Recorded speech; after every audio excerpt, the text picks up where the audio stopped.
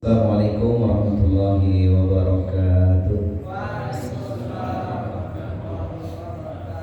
Alhamdulillah hamdan thayyiban katsiran mubarakan fihi kama yuhibbu rabbuna wa yarda. Walhamdulillahilladzi bi ni'matihi tatimmu sholihati. Walhamdulillahilladzi qad amarna bil ukhuwah wat ta'awun wa nahana 'anil tafarruqi wa tanazu'. Asyhadu an la ilaha illallah wahdahu la syarika lah syahadatan tunjina min adzabillah wa asyhadu anna Muhammadan abduhu wa rasuluhu la nabiyya ba'dah. Allahumma shalli ala rasulillah wa ala alihi wa ashabihi wa mawala wa man tabi'ahu bi ihsanin ila yaumil qiyamah. Amma ba'd fa ya ayyuhal ikhwah akhutukum wa nafsi ala ta'atillah. Qala Allah ta'ala fil Qur'anil Karim wa huwa asdaqul qailin. Ya ayyuhalladzina amanu taqullaha haqqa tuqatih wa la tamutunna illa wa antum muslimun. Ya ayyuhan nasu taqu rabbakum alladzi khalaqakum min nafsin wahidah wa khalaqa minha zawjaha wa batha minhuma rijalan katsiran wa nisaa'a wattaqullaha alladzi tasaaluna bihi wal arham innallaha kana 'alaykum raqiba.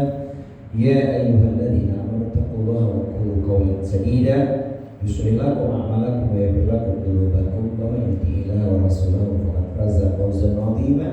Fa inna ahsanal kalami kalamullah wa khairal huda wa rasulillahi nabiyyina wa sayyidina Muhammadin sallallahu alaihi wa alihi wasallam.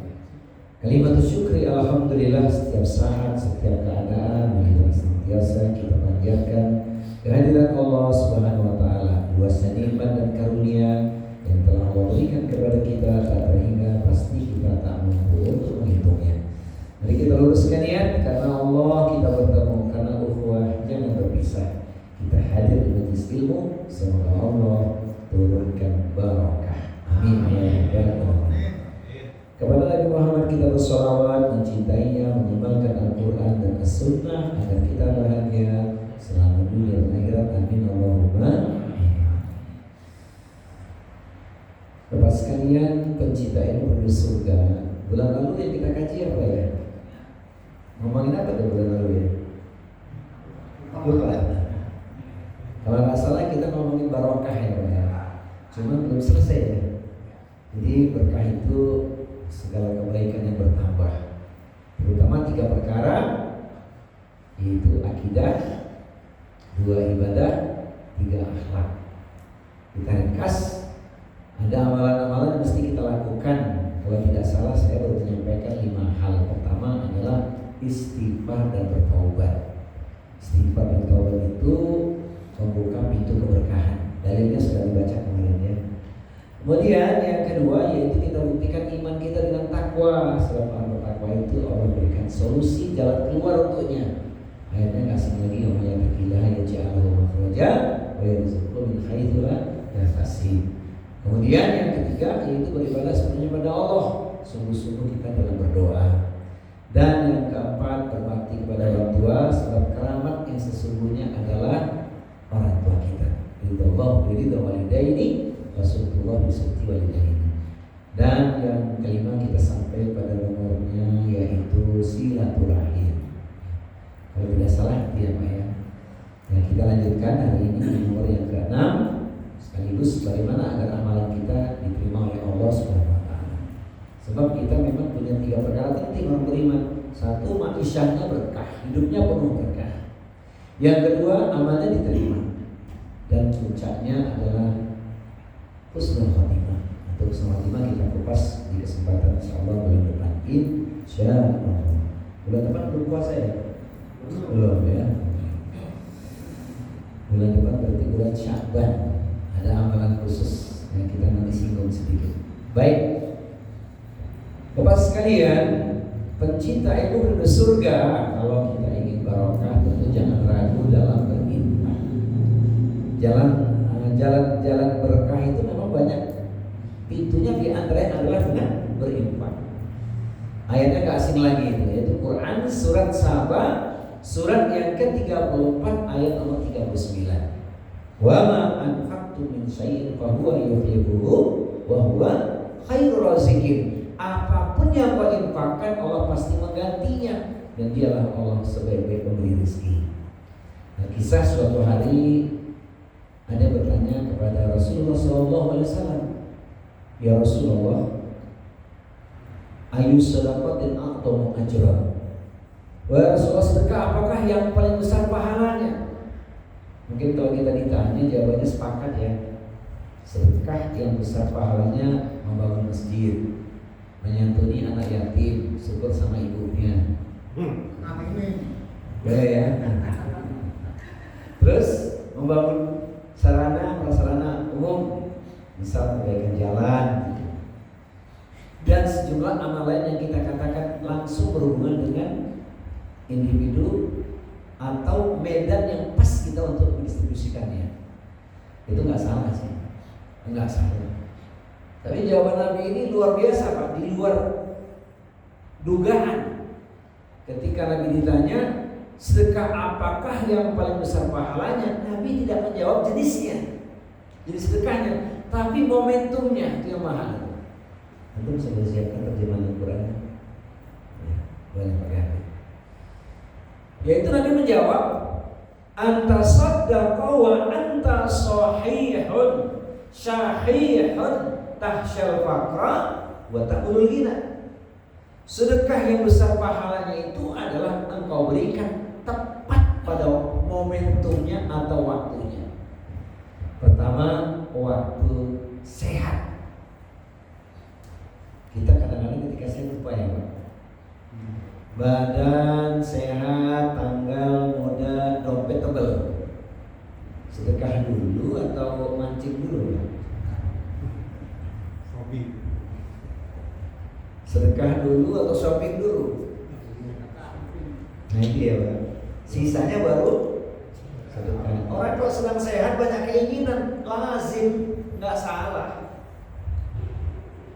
Namanya sedang sehat banyak keinginan kan?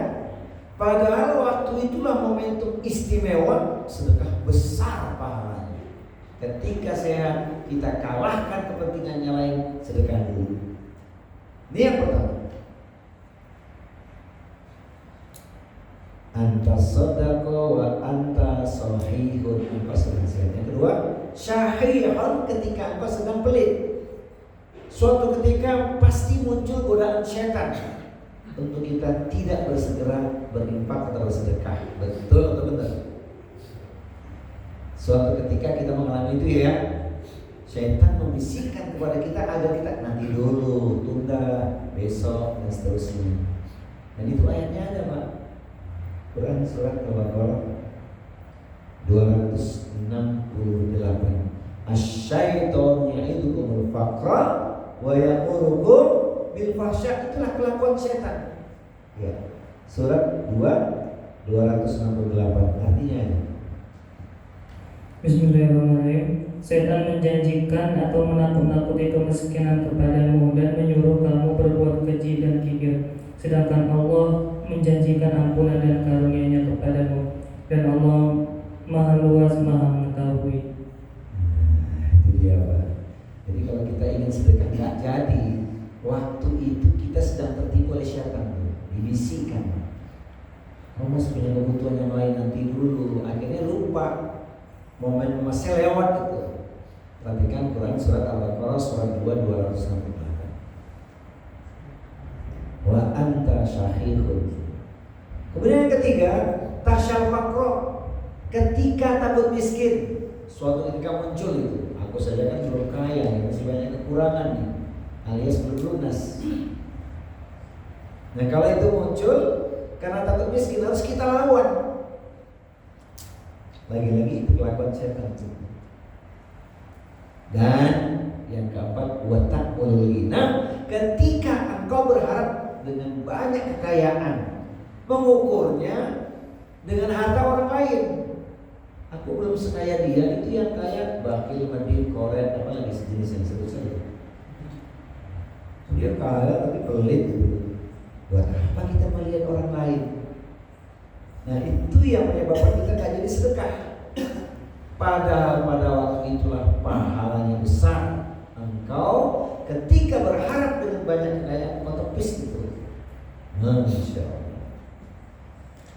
Jadi Pak, ternyata Nabi menjawab bukan jenis sedekahnya, kan sedekah itu sesuai dengan kemampuannya, tapi momentumnya yang mahal itu. Nah, berkaitan dengan bulan Rajab yang hampir berakhir ini momen emas tidak ini. Semua amal soleh yang kita lakukan di bulan Rajab ini, karena ini kan bulan haram, itu pahalanya luar biasa, berlipat ganda. Amal soleh yang dibuat pahalanya istimewa, amal salah yang dilakukan dosanya juga besar. Makanya kemarin Pak, waktu masuk bulan Rajab banyak hadis-hadis yang beredar ya. Yang puasa 1 hari pahalanya 80 tahun. Baca nggak Pak? Ada yang ekstrim Pak, puasa sehari pahalanya 1000 tahun, 2 hari 2000 tahun, 30 tahun.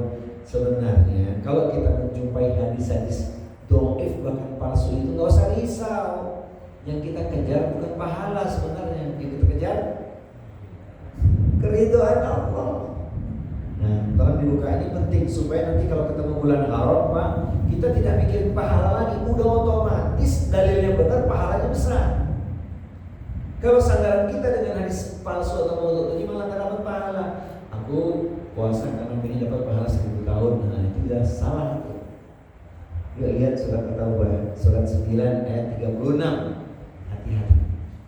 Jadi kalau saya dipikirin pahalanya pun sudah pasti dapat, karena dalilnya Al-Quran jelas banget. Quran surat At-Taubah surat 9 ayat 36.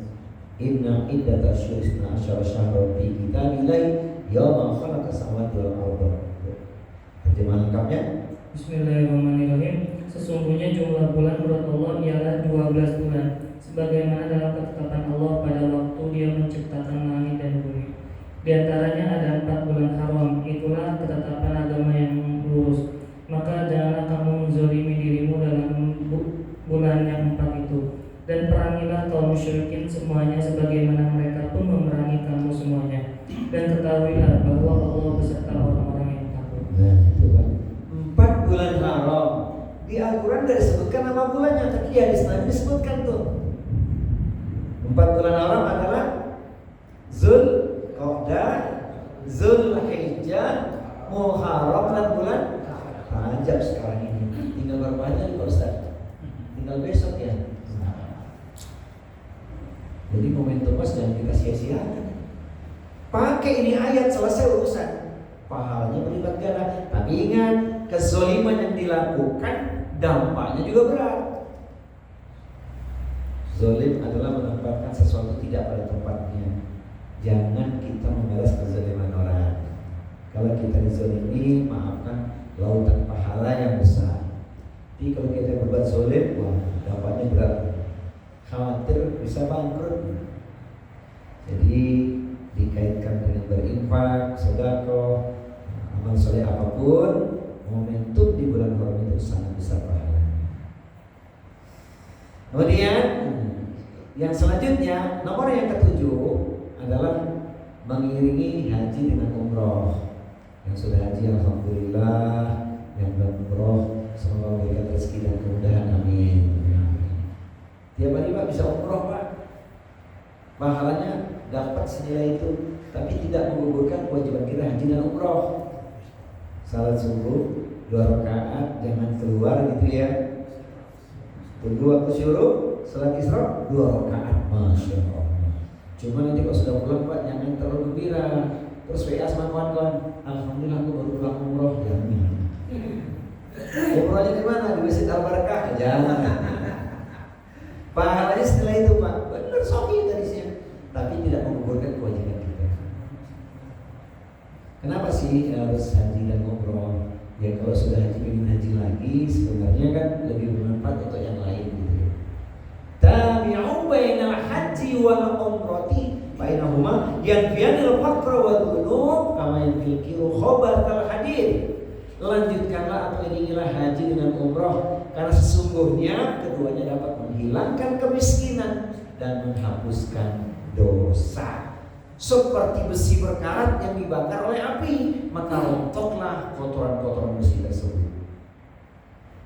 Ada yang belum haji dan belum umroh, ada Pak di sini Pak? Semoga Allah berikan kemudahan. Ya sama-sama. Rezeki itu banyak jalannya. Banyak jalan menuju Mekah. Menuju Roma ya. Banyak jalan menuju Mekah insyaallah. Dari mana Allah alam, yang penting fokus pada Allah. Pintunya banyak Pak. Pintu kemudahan banyak itu ya. Dari siapa ya? Bisa saja dari besan, dari menantu, dari anak, bahkan lewat arah yang tidak kita duga-duga. Yang penting punya niat. Nah sebelum itu banyak mohon pada Allah, sholat Isra. Kita ada kajian subuh sih Pak Ustaz. Paling tidak, tapi kalau banyak momentum bisa subuh di masjid, baca Quran ini ya. Karena apa? Amalan bulan Sya'ban itu selain puasa diperbanyak, baca Quran juga. Harapannya paling tidak nanti di bulan Ramadan bisa khatam sekali. Paling tidak itu Pak. Curi start kalau belum baca Al-Quran nih. Berapa juz? Belum 15 juz, tinggal separuh lagi. Baru kapan? Baru mulai gak apa-apa. Kalau mulai sejak bulan Sya'ban awal, bulan Ramadan, nanti tengah Ramadan sama sudah khatam sekali.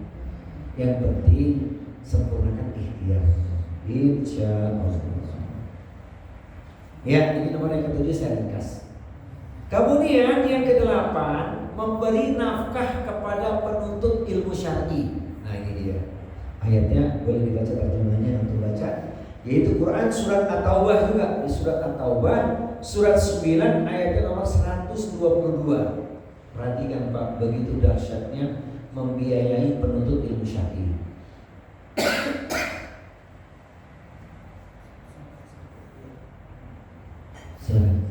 Surat 9 122.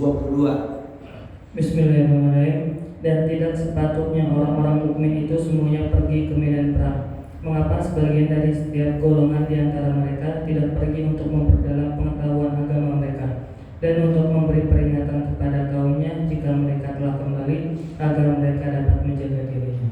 Jadi Pak, begitu dahsyatnya sekalipun perang itu nggak boleh semuanya ke medan pertempuran. Harus ada yang menuntut ilmu syar'i yang akan menjadi pencerah bagi kaumnya.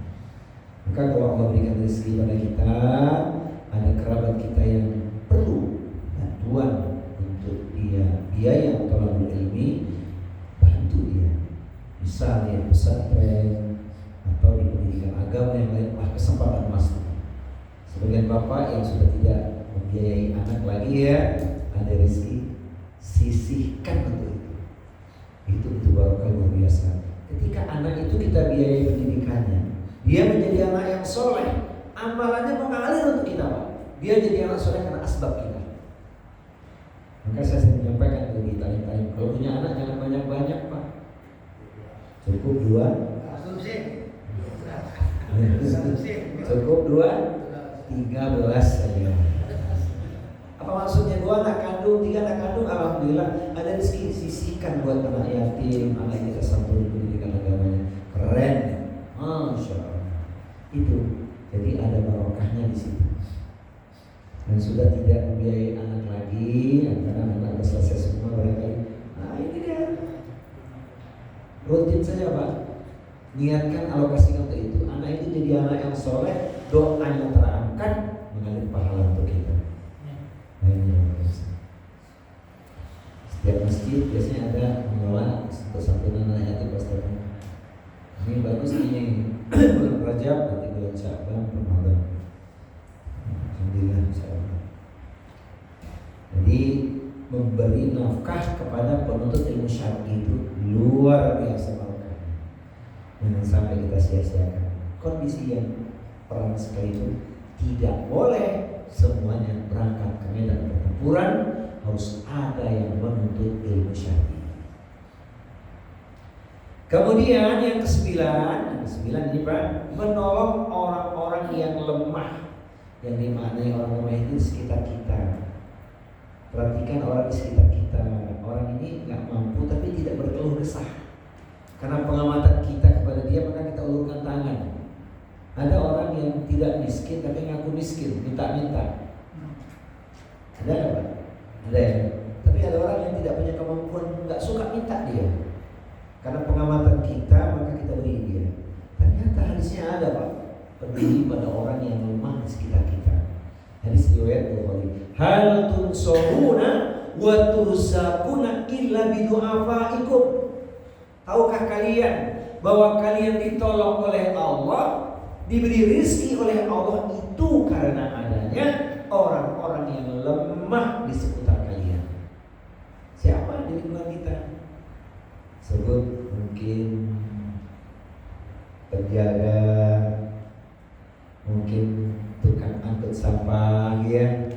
Atau memang ada orang yang tidak punya kemampuan tinggal di sekitar kita. Itu skala prioritas. Memang kalau kita buka ayatnya sih, berbuat baik itu urutannya pertama kepada orang tua kita, kalau orang tua kita masih ada. Setelah itu kerabat, anak yatim, orang miskin, tetangga dekat, tetangga jauh. Itu lengkap sekali ayat itu. Satu ayat tapi penjelasannya detail. Nah, orang-orang sekitar kita ini kan kita bisa melihat siapa kan dia. Tinggal kita cermati, kemudian kita eksekusi. Jangan nanti masuk angin. Segerakan. Nah, saya tutup ini dikaitkan dengan kajian bulan lalu, menggapai berkah itu yang ke-10 adalah hijrah di jalan Allah. Boleh dibuka ayatnya, Qur'annya ada di surat An-Nisa, surat yang ke-4, ayat di nomor 100. Wa may yuhajir fi sabilillah yajid fil ardi mawran katsiran wa sa'a. Boleh baca lengkap. Bismillahirrahmanirrahim. Dan barang siapa yang berhijrah di jalan Allah, niscaya mereka akan mendapatkan di bumi ini tempat hijrah yang luas dan rezeki yang banyak. Barang siapa keluar dari rumahnya dengan maksud berhijrah karena Allah dan Rasulnya, kemudian kematian menimpanya sebelum sampai ke tempat yang dituju, maka sungguh pahalanya telah ditetapkan di sisi Allah, dan Allah Maha Pengampun, Maha Penyayang. Hijrah bumi Allah itu luas, meskipun banyak tersebar di mana-mana. Maka kita tidak punya lagi ruang untuk mengatakan yang penting daripada apabila pokoknya.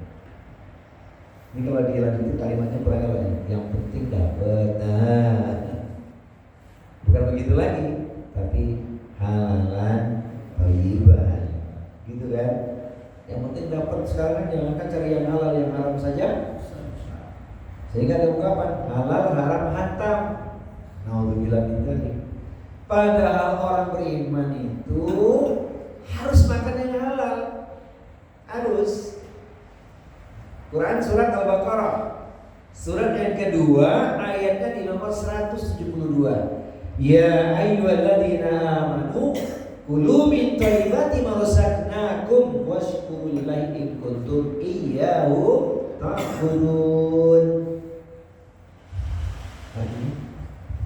Surat 2 172. Bismillahirrahmanirrahim. Wahai orang-orang yang beriman, makanlah dari rezeki yang baik yang kami berikan kepada kamu, dan bersyukurlah kepada Allah jika kamu hanya menyembah kepadanya.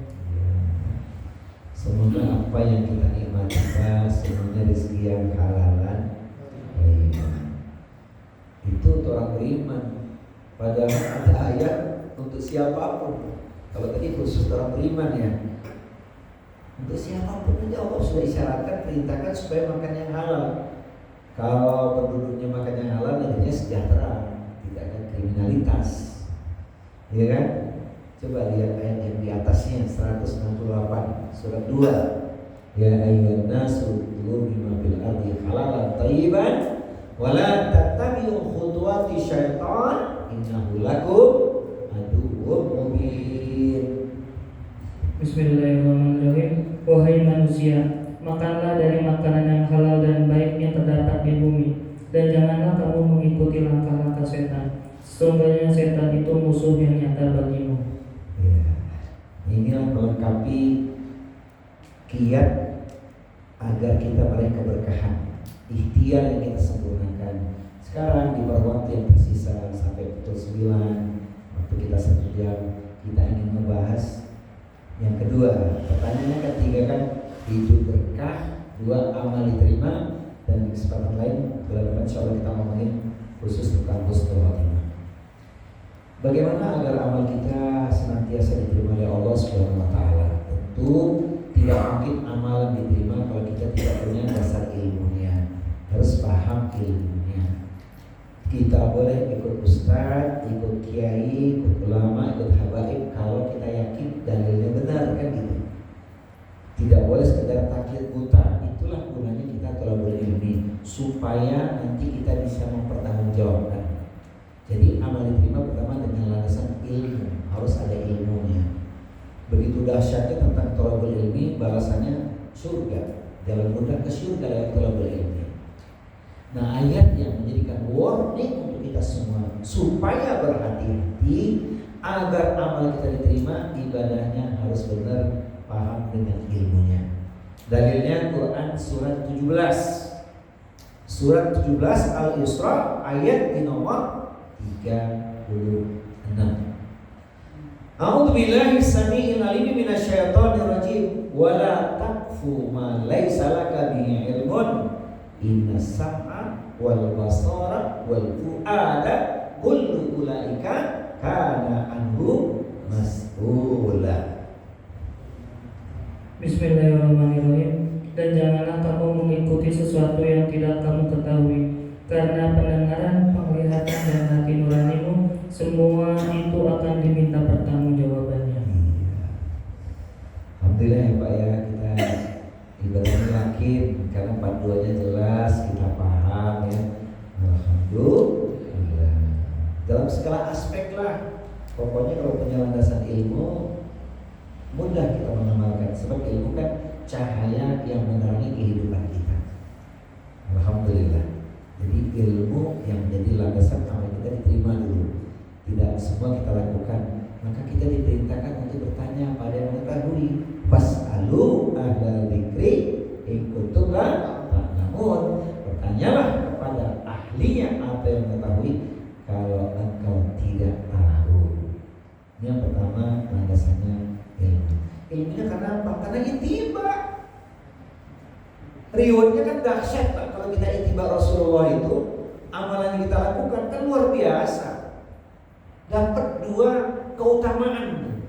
Ilmu yang kita yakini dari ulama sebagai Rasul Anbiya, langsung dapat dua perkara. Sebagaimana yang Allah janjikan, Quran surat Ali Imran.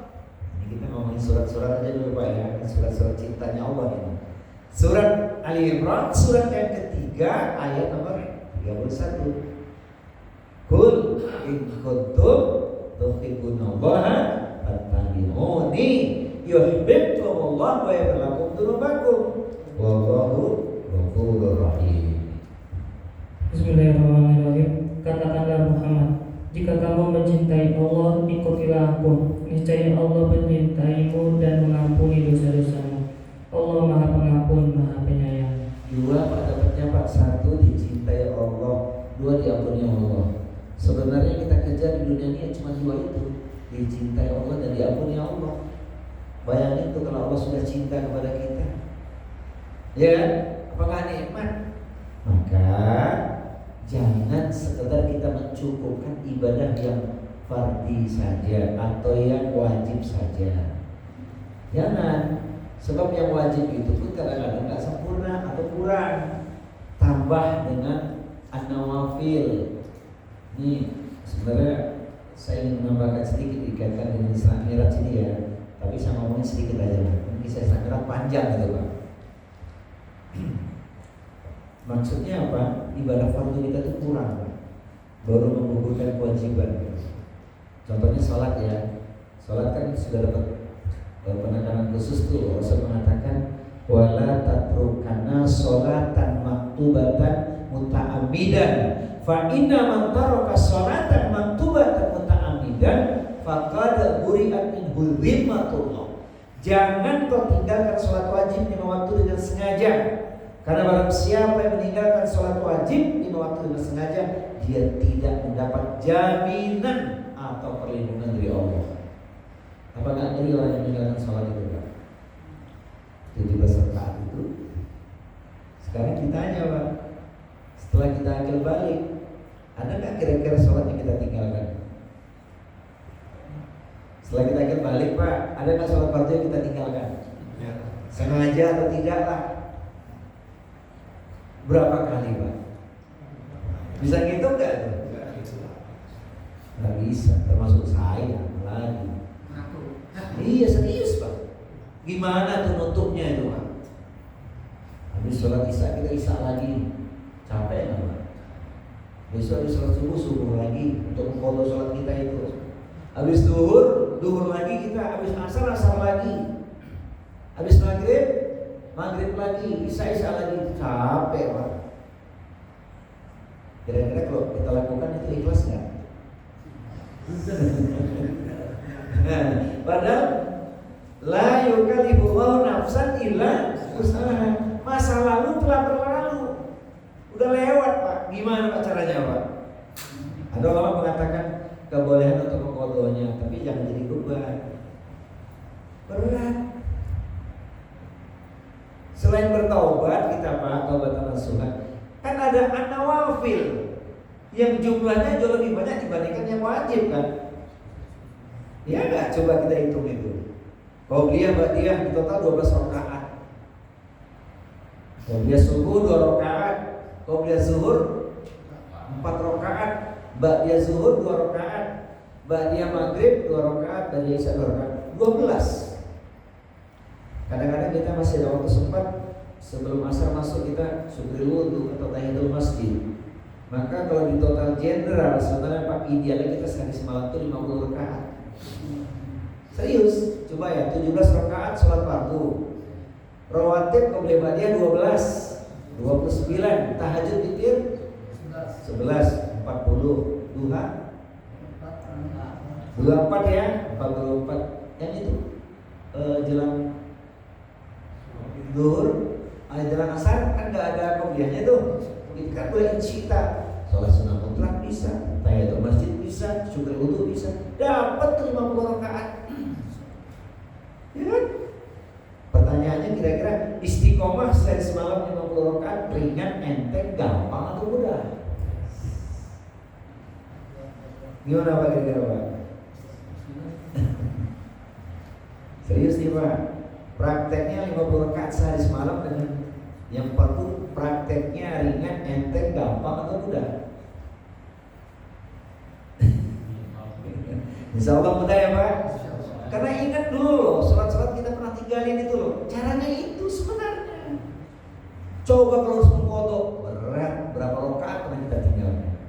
Maka nanti bersabda dalam hadis qudsi ya Al-Bukhari, wa ma yazalu abdi yataqarrabu ilayya bin nawafil hatta uhibbahu, dan hambaku yang terus menerus menegakkan sholat-sholat nawafilnya, sholat-sholat sunnah itu, Pak, maka aku semakin mencintainya. Belum lagi kalau kita mau safar, sholat sebelum safar, ya kan? Terus hari Jumat, hari spesial tuh, Pak, itu sholat intidharul imam, kita boleh sampai 12 rakaat itu, Pak. Sehingga ada hadis sholatul lail wan nahari masna masna, 2 rakaat salam, 2 rakaat salam sebelum khatib naik ke mimbar. Tapi jaga hati ya, Pak ya. Jaga hati tadi ya.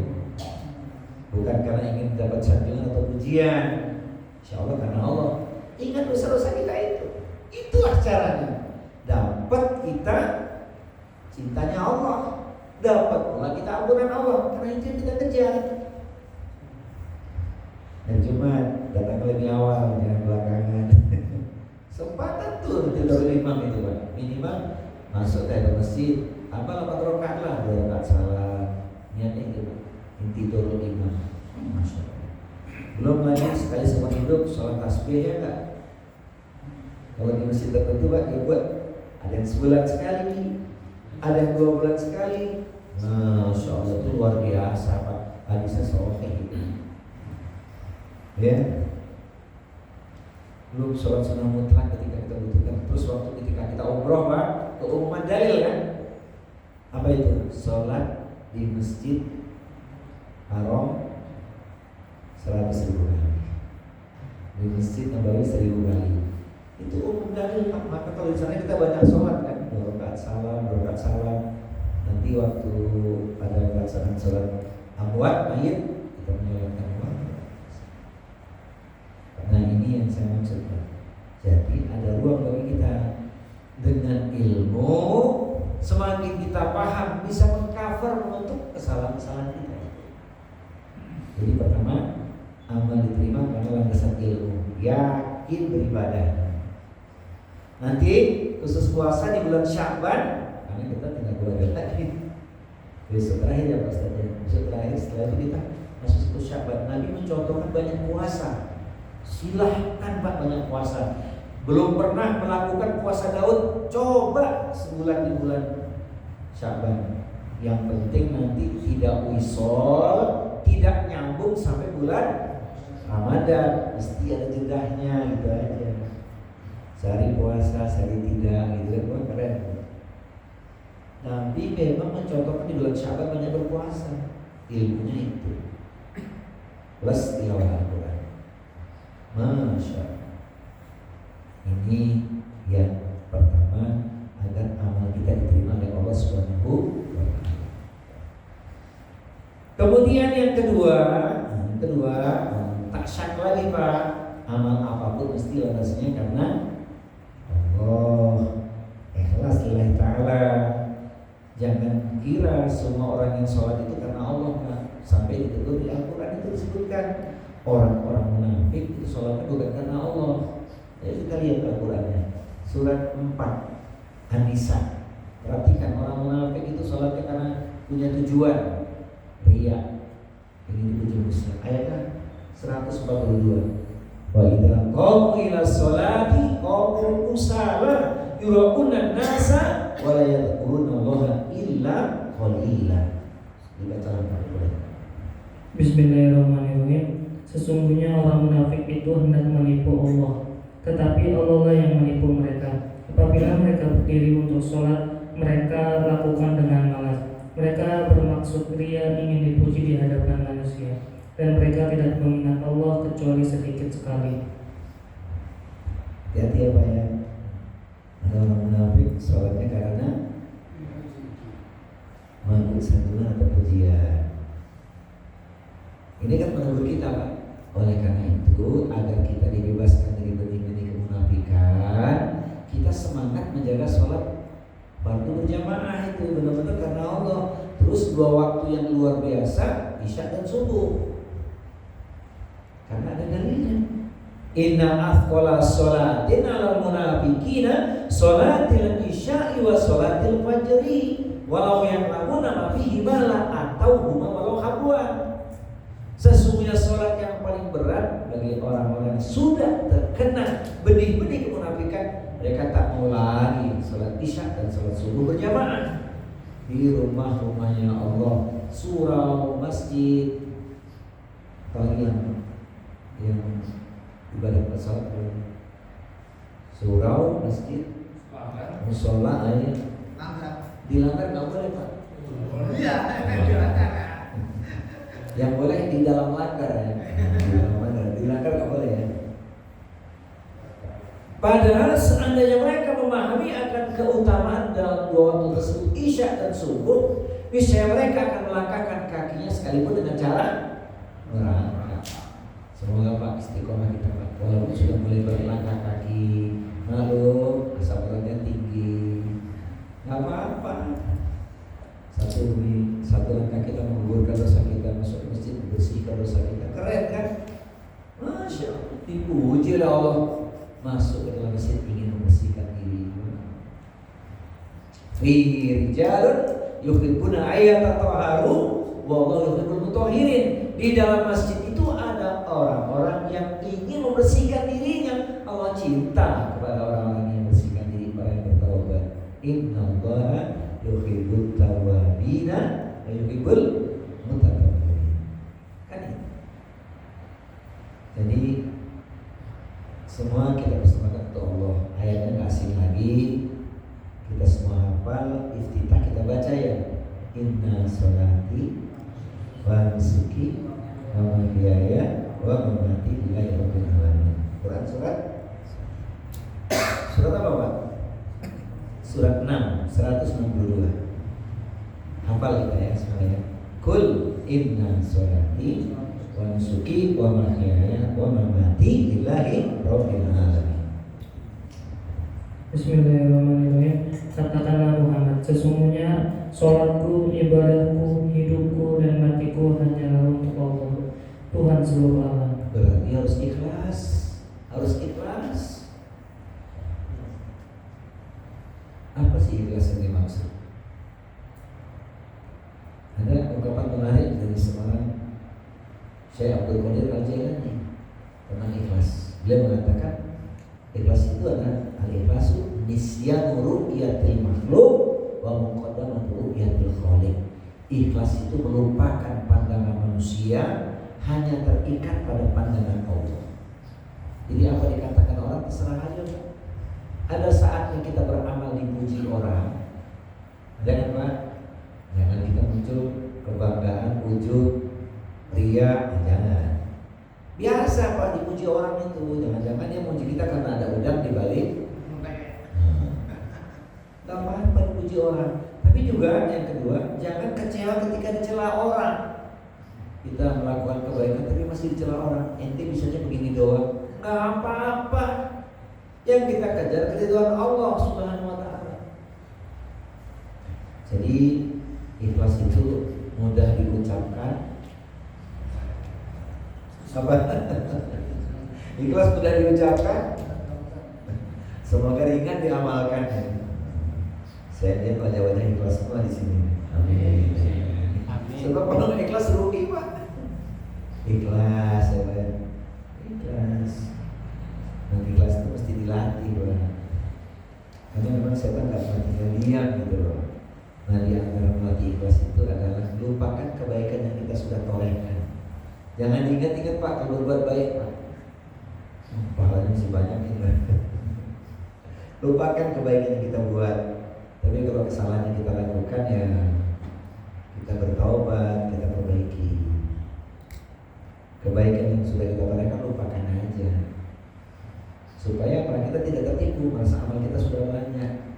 Nah gitu ya. Dicela orang, nggak apa-apa, motivasi Pak. Dicela orang asal kita dicela Allah aja. Kan kita pengen dicintai oleh Allah, ya. Tapi pengen juga dicintai oleh manusia. Tapi yang kedua itu, yang pertama dicintai Allah dulu. Jadi ikhlas karena Allah menyuruh ilah berubah manusia lalu ya. Kemudian yang terakhir, yang ketiga agar amal kita diterima Pak. Bebaskan penghalang-penghalang. Kan kita sering punya cita-cita kok nggak tercapai, doanya kok nggak terkabul. Mungkin penghalangnya belum kita tepis Pak. Penghalang-penghalangnya itu. Ada ungkapan-ungkapan menarik dari hadis Bukhari.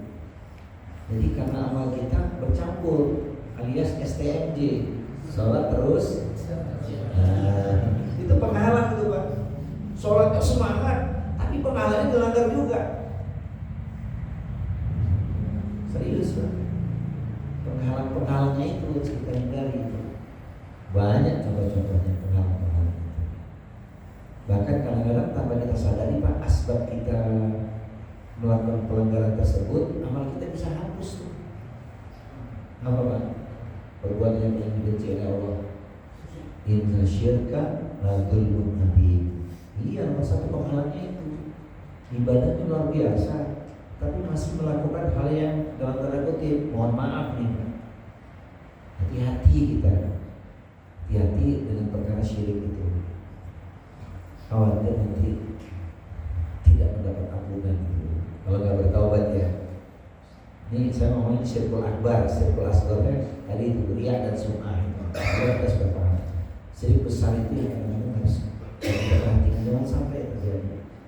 Ada orang merasa hidupnya kurang berkah, urusannya sulit, salah solusi. Datang ke para. Nah, contohnya itu kan Pak. Sehingga mencintainya seperti mencintai Allah gitu. Saya buatkan ayatnya Pak ya. Ini serius nih, kita buatkan ayatnya supaya hati-hati.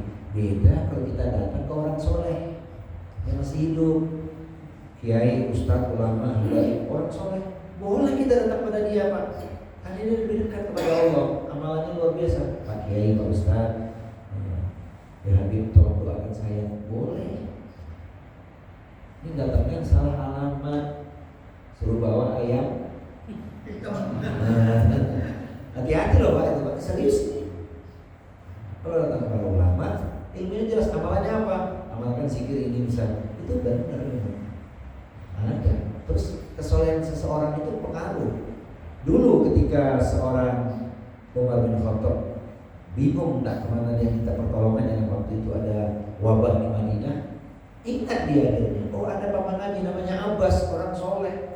Datang dia kepada Abbas minta doanya, dikabulkan doanya Pak. Jadi berteman dengan orang-orang soleh itu gak ada ruginya kita. Serius. Penyimpangannya jangan sampai terjadi seperti yang ayat berikut ini akan kita baca. Jangan mencintai seseorang seperti mencintai Allah. Khawatir. Ada 2 ayat. Pertama, Quran surat Al-Baqarah 165. Hati-hati. Quran surat Al-Baqarah 165. Bismillahirrahmanirrahim. Dan di antara manusia ada orang yang menyembah Tuhan selain Allah sebagai tandingan yang mereka cintai seperti mencintai Allah. Adapun orang-orang yang beriman sangat besar cintanya kepada Allah. Sekiranya orang-orang yang berbuat zalim itu melihat, ketika mereka melihat azab pada hari kiamat, bahwa kekuatan itu semuanya milik Allah dan bahwa Allah sangat berat azabnya, niscaya mereka menyesal. Jadi Pak ya, jangan berlebihan. Kan Allah kasih kabar gembira. Wa qala rabbukum ud'uni astajib lakum, minta padaku akan mengabulkan. Jelas banget itu Pak. Tapi kita boleh datang ke orang soleh Pak, minta didoakan, boleh banget itu. Seperti yang dicontohkan sahabat Umar bin Khattab tadi. Boleh.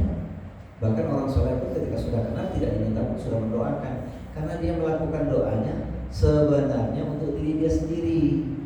Jadi kalau kita berdoa tadi, kalau sampai doa tadi itu disematkan Rabbana ighfir lana wa li ikhwanina alladziina sabaquna bil iman, itu amalan akan berlanjut terus Pak. Nanti ketika kita sudah enggak ada, saudara kita mengamalkan doa itu, kita tetap dapat pahalanya insya Allah dapat ampunan. Karena ketika kita hidup kita amalkan doa itu kan luar biasa Pak. Coba biar kita lebih paham artinya. Enggak apa-apa ya Pak. Suratnya surat 59 ayat 10. Rabbana ighfir lana wa li ikhwanina alladziina sabaquna bil iman wa la taj'al fi qulubina ghillan lil ladziina amanu rabbana innaka ra'ufur rahim. Surat 59 Al-Hasyr ayat 10. Jangan sampai lupa Pak, mohon maaf. Ketika kita sholat sendiri misalnya, sematkan doa ini agar nanti ketika kita tidak ada, sudah tidak ada, diamalkan saudara kita dapat hal yang sama. Sebab ketika hidup kita mengamalkan doa ini, mendoakan orang-orang yang sudah mendahului kita, bebas dari kebencian pada saudara kita. Ya. Bismillahirrahmanirrahim. Dan orang-orang yang datang sesudah mereka berdoa, ya Tuhan kami, ampunilah kami dan saudara-saudara kami yang telah beriman lebih dulu dari kami, dan janganlah Engkau tanamkan kedengkian dalam hati kami terhadap orang-orang yang beriman. Ya Tuhan kami, sungguh Engkau Maha Penyantun, Maha Penyayang. Jangan lupa Pak, sematkan doa itu ya. Jadi diantaranya karena apa? Amal kita tidak terangkat karena ada penghalang-penghalangnya. Begitu juga dalam berdoa, makuluhu haram, yang dimakan tercampur dengan yang haram, masyrubuhu haram, yang diminum tercampur dengan yang haram. Bisa juga karena apa sampai Pak? Karena malbasuhu yang dipakai haram. Maka kita pastikan pakaian yang kita pakai untuk ibadah terbebas dari kotoran yang sampai kena najis. Apalagi masuk ke masjid, langsung tuh ada surat khusus Pak, supaya kita pakai pakaian yang bagus. Alhamdulillah ini pakaiannya bagus semuanya. Alhamdulillah. Bagus bukan masalah harganya Pak, bebas dari najisnya.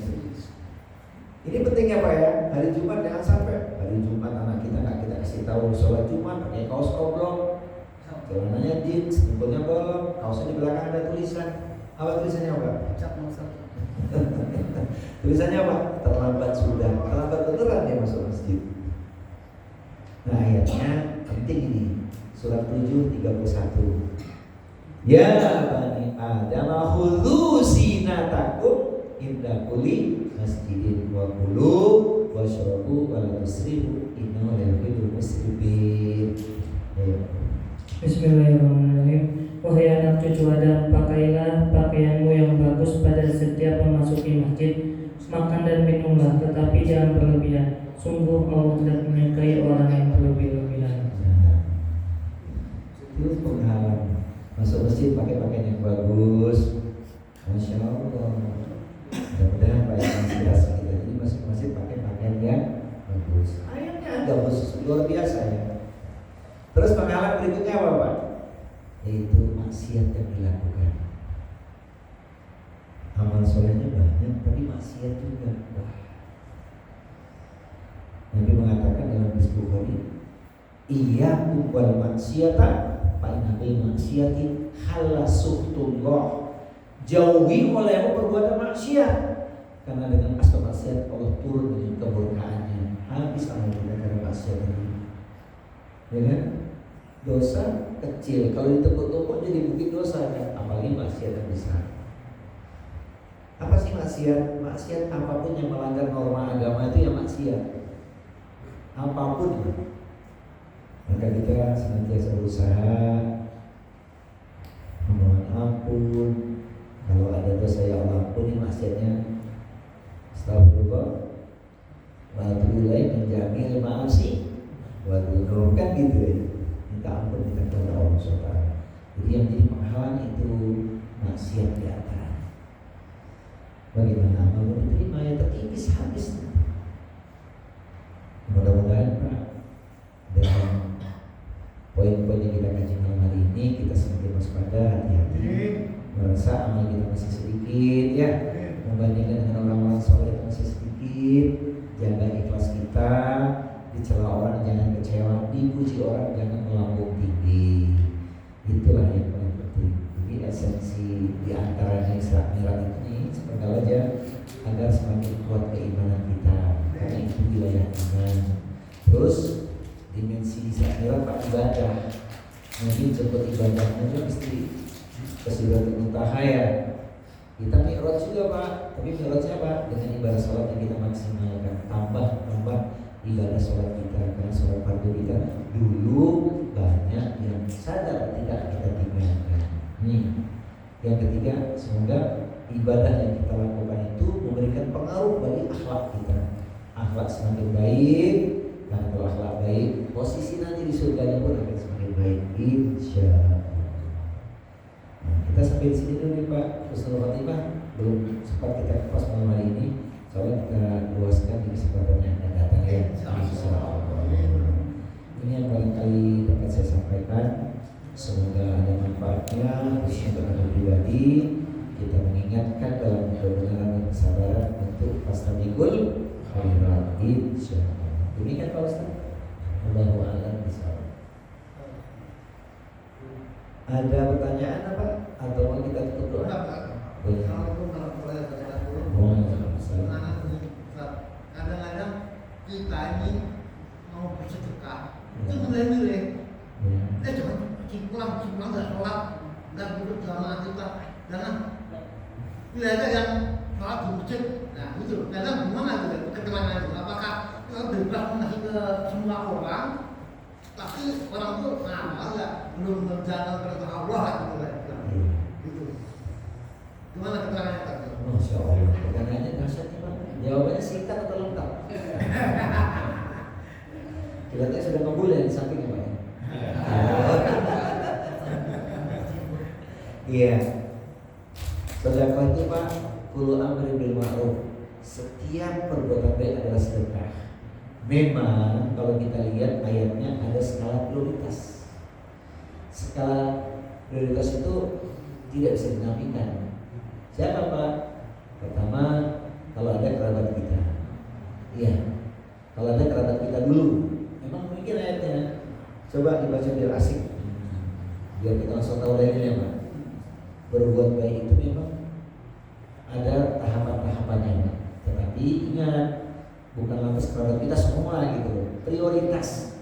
Misal kita sedekah dimaknai dengan zakat yang kita keluarkan. Sebab ayatnya innamas shadaqatu lil fuqara'i wal masakin, kan gitu ya. Coba dibuka dulu. Pertama Quran surat 4 36. Sedekahkan setiap perbuatan baik. Qul amri bil ma'ruf shadaqah. Jadi prioritas ke orang tua kita, tidak ada kerabat kita dulu. Boleh dibaca? Iya, surat An-Nisa surat 30. Bismillahirrahmanirrahim. Dan sembahlah Allah dan janganlah kamu mempersekutukannya dengan sesuatu apapun. Dan berbuat baiklah kepada kedua orang tua, karib kerabat, anak-anak yatim, orang-orang miskin, tetangga dekat dan tetangga jauh, teman sejawat, ibnu sabil dan hamba sahaya yang kamu miliki. Sungguh Allah tidak menyukai orang yang sombong dan membanggakan diri. Itu urut-urutannya Pak. Ternyata kerabat kita nggak ada yang miskin. Ada yang miskin, tidak semua kita berikan. Tadi dikaitkan dengan keberkahan akan Allah berikan kalau kita peduli dengan orang-orang yang lemah di sekitar kita Pak. Orang lemah itu siapa aja Pak? Orang yang lemah itu siapa aja? Tapi memang ada skala prioritas. Sama-sama tidak mampu, yang satu ahli ibadah, tapi cenderung kita beri pada yang ahli ibadah. Saudara kita agak muslim, tidak mampu, satu lagi non muslim, tentu skala prioritas saudara kita muslim, tapi tidak harus semuanya. Karena ada saatnya uluran tangan kita bernilai dakwah. Ada saatnya kita berbagi pada seseorang yang mohon maaf ini dampak kita memberikan menunjukkan syiar Islam boleh. Nah yang paling penting ingat pesan Nabi. Nabi mengatakan begini, salah satu di antara 7 golongan yang nanti di hari kiamat dapat naungan perlindungan adalah nomor yang ke-6. Siapa dia? Warujulun tasaddaqa bi shadaqatin fa akhfaha hatta la ta'lamu shimaluhu yaminu. Seorang bersedekah kemudian dia rahasiakan sedekahnya sampai tangan kirinya tidak melihat apa yang disedekahkan tangan kanannya. Ada saatnya terjadi seperti itu Pak. Kita nggak kenal dia, tapi kita tahu dia membutuhkan. Kita pasti tidak berharap dari dia kan? Insya Allah ikhlasnya lebih terjaga. Betul nggak? Ada saat seperti itu. Dan Islam itu memberikan ruang bagi kita. Jadi tidak lantas orang yang tidak ibadah tidak kita beri. Memberi nasihat seseorang itu Pak lebih mudah kalau kita berbuat baik pada dia. Benar nggak? Ada Pak seperti itu Pak. Sedih kita lihat saudara kita ini. Mohon maaf hidupnya susah, kok nggak sholat? Ada nggak? Ini serius nih Pak, ada nggak? Nah, sedih kita itu Pak. Kita punya ruang, dialah mada'u kita, dialah sasaran dakwah kita sebenarnya. Sedih. Mohon maaf tidak sebut status sosialnya, hidupnya kurang Pak, tapi nggak sholat. Bukan cuma nggak sholat, mohon maaf maksiat juga, punya uang sedikit buat main judi. Ada itu. Nah itu patuh kita, jangan kita benci dia. Bagaimana caranya? Berbuat baik kepada dia. Kalau hatinya sudah tersentuh, mudah kita mengingatkan dia. Jadi ada cara, ada waktu, ada saatnya. Sebab konsep sedekah Pak, segala kebaikan nilainya sedekah. Kecuali kalau dikaitkan dengan zakat. Nah ini yang khusus Pak. Yo, penutupnya ya 960 penting. Innamas shadaqatu lil fuqara'i wal masakin wal 'amilina 'alaiha wal mu'allafati qulubuhum wa fi riqabi wal gharibina wa fi sabilillahi wa bin sabil fariidatan minallahi wallahu 'alimun hakim. Bismillahirrahmanirrahim. Sesungguhnya zakat itu hanyalah untuk orang-orang fakir, orang miskin, amil zakat yang dilunakkan hatinya atau mualaf, untuk memerdekakan hamba sahaya, untuk membebaskan orang yang berhutang untuk jalan Allah, dan untuk orang yang sedang dalam perjalanan sebagai kewajiban dari Allah. Allah Maha Mengetahui, Maha Bijaksana. Nah itu panduannya jelas Pak. Fakir, miskin, lihat dulu Pak, muslim. Karena ada kalimat wal mu'allafati qulubuhum wa'ala. Jadi kalau ada zakat kita keluarkan, muslim yang kita kasih, muslim yang fakir, muslim yang miskin, dan 8 asnaf yang disebut itu. Tapi kalau sedekah itu kan segala kebaikan Pak. Hitung-hitungannya nggak dirinci 2,5% itu kan. Siapa aja kita berbuat baik, irhamu man fil ardi yarhamkum man fis samai. Sayangilah yang di muka bumi, maka yang di langit akan sayang pada dirimu. Sudah. Konsepnya apa? Jaga hati, ya. Tidak harus kepada film itu. Posisi situasi kita lihat mana yang waktu itu harus kita prioritaskan. Kembali dari pengamatan kita, cermatnya kita melihat keadaan bulan-bulan. Itu Pak. Semoga Allah mudahkan kita bisa berbagi pada siapa. Cukup malam hari ini Pak? Sudah mulai gelisah kayaknya.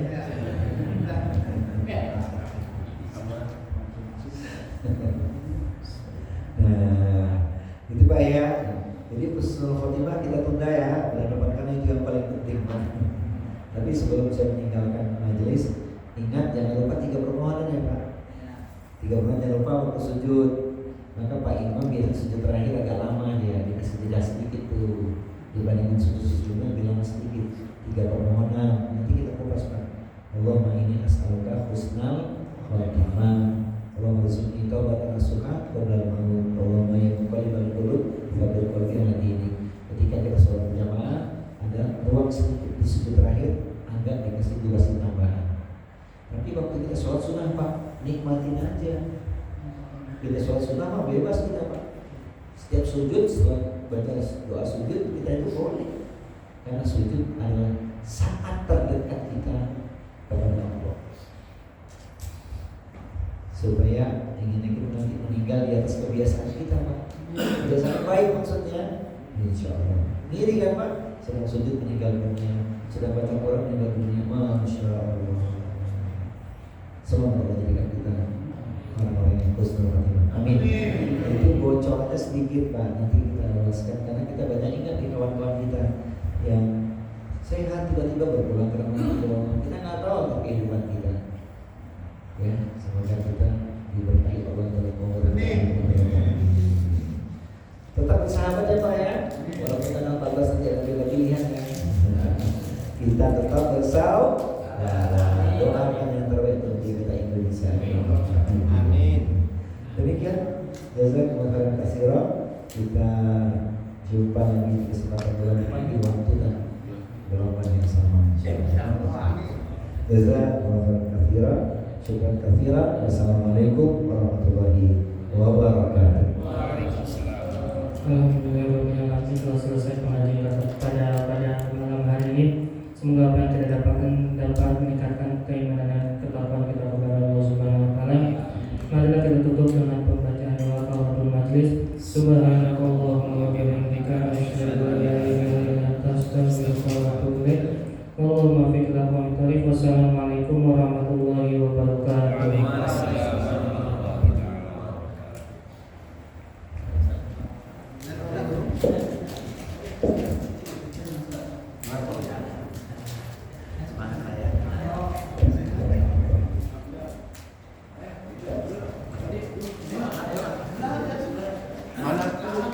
Kemana nih? Ya udah, ikut aja.